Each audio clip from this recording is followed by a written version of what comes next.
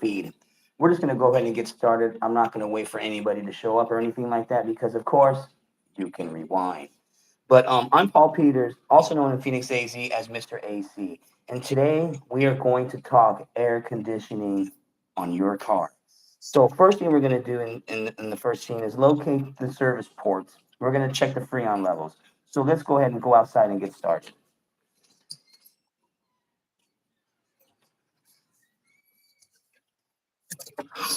Today we have two cars. We'll check out the Jeep Patriot and this 2002 S10. I'll show you where the service ports are on both of those. And we'll check the freon levels. So we'll start with the S10 here. Of course, you're going to need some gauges, but locate your service ports. So on a vehicle like this one, the low side, which is the smaller port, is right here on this. And you just got to follow your AC lines until you find some caps. You know, most cars come with caps if somebody hasn't touched it before. And let's check out the Jeep over here. And the Jeep over here on this side, these ones kind of stand out. So you'll see that there's the small blue low side right there. And then here's your high side. Now, if you're just buying a can of Freon from O'Reilly's, you won't have to use the high side, the larger side. You only use the small side because that's all they give you with the can setup. So let's go ahead and connect the gauges.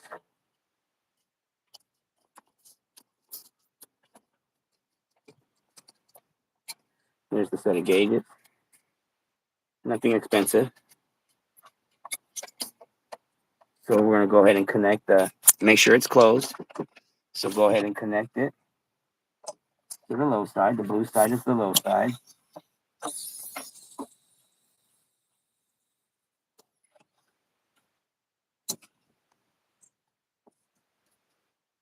And watch your blue side gauge go up. Okay. Now we'll do the high side, red side. That's your hot side.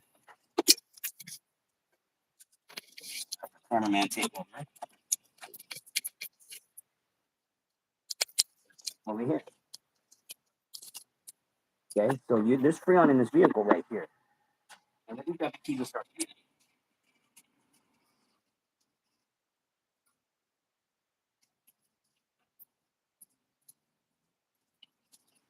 Let's see what kind of Freon is in that.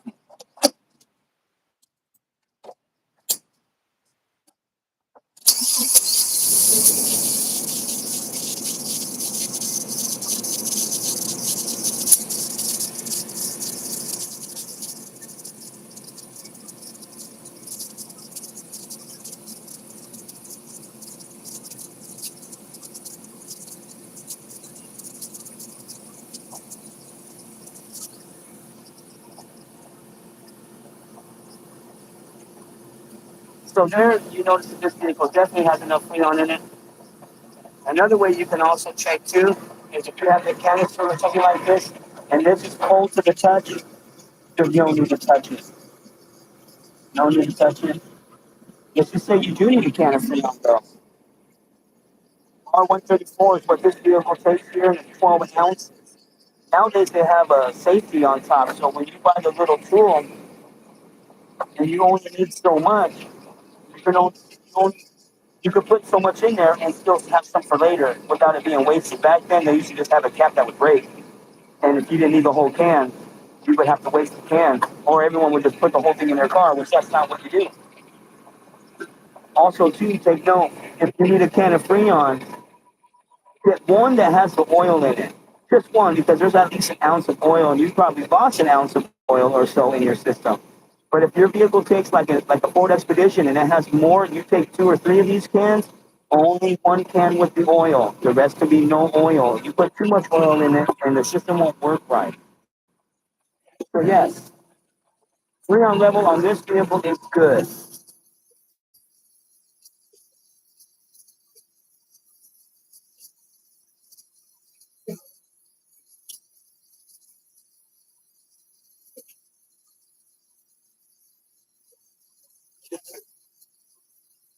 So the low pressure side should be between 25 to 45,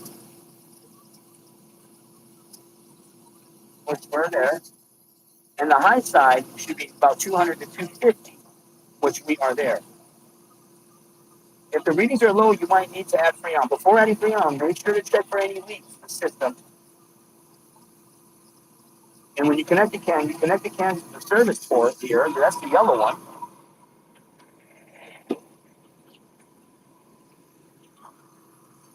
And you always open the blue side, never the red side. Always the blue, always the blue.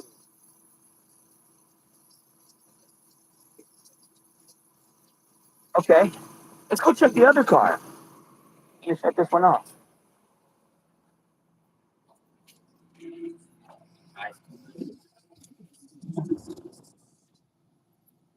Sit in here and eat lunch when it's 110 at lunch break.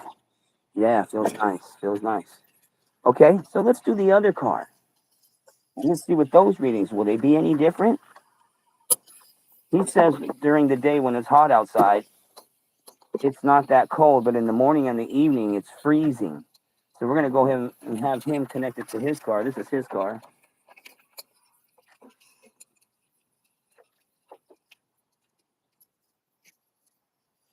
And next we'll talk about the cooling fans. While he's doing that, let's talk cooling fans real quick and the difference. So on my truck, we have a clutch fan. So it goes with the engine, and when you turn the AC on, it spins faster. Now, this clutch, if it spins too freely, see how hard that is? It doesn't really want to turn. That's a good clutch. Now, if you spin it and it turns all freely, then you need to replace it. It's ran out of gas, and there's no protection. When you're sitting at a light, your car's probably a couple degrees hotter. Your AC's a little bit warmer. And another thing, Kias and Hyundais, I've learned that if the radiator's low a little bit, that the computer will actually shut off the AC system, like after about 5 minutes. Once the temperature to the car goes up a few degrees to protect the car itself, it actually shuts off the AC compressor. I've gone through it with a couple of cars.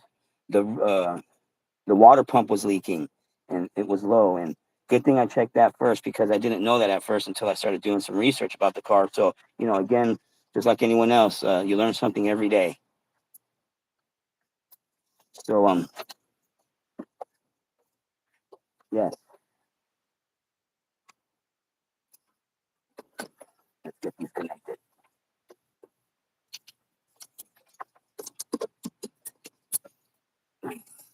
High side to the big side.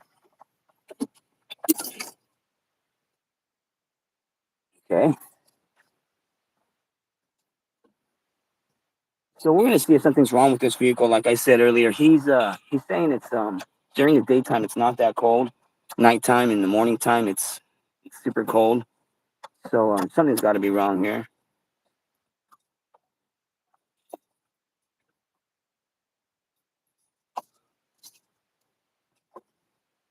Okay, go and start it. Put the AC on. So his is not empty or anything like that either. So we're gonna go ahead and start his vehicle up.